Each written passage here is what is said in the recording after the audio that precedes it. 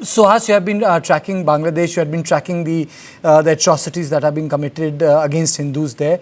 Do you think that Jamaat and associates of Jamaat can actually take over power in Bangladesh through general elections? I don't think the Jamaat can actually take over powers in Bangladesh through elections. But please remember, the elections which will be held next year, it will be a rigged election. And if you look at the statement of the Transparency Rigged by International Yunus? Bangladesh, rigged by Yunus. If you look at the statement of the director of the Transparency International Bangladesh, Iftikharuজ্জামান, who himself is the chair of the Commission on Anti-Corruption of the government of Bangladesh, meaning the interim government, he said today that the NCP is the king's party. So they have formed a political party to ensure that the BNP cannot come to power. If they were to give power to BNP, then they would have held the elections. So I do not think the Jamaat, Jamaat will come to power on their own, but, a combination of NCP and the Jamaat, and they will organize the elections in such a manner that, the King's Party and the Jamaat, they will win the election, or there has to be a coalition. Without the Jamaat and the NCP, you cannot form a government.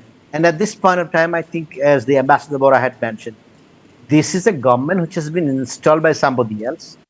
They will continue to have the international support.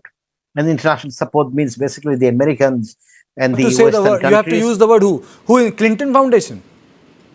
No, it's not the Clinton Foundation, but it's the deep state. It goes beyond Clinton Foundation. See, we have to remember one.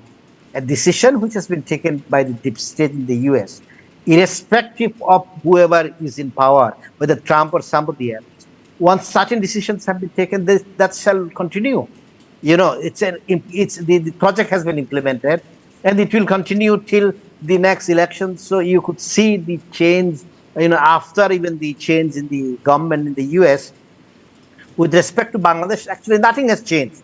Rather, Trump is actually strengthening the relationship with the current government, even giving them, some kind of tariff benefits, and not using any words against Bangladesh. So they have fully recognized this interim government, knowing fully well that this government has no legal, standing, or no leg to stand as far as the law is concerned, because they went to the High Court to restore the 13th Amendment, and it was restored last year. So the interim government or caretaker government period is only for 3 months.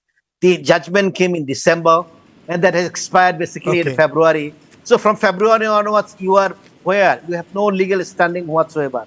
So where they survive?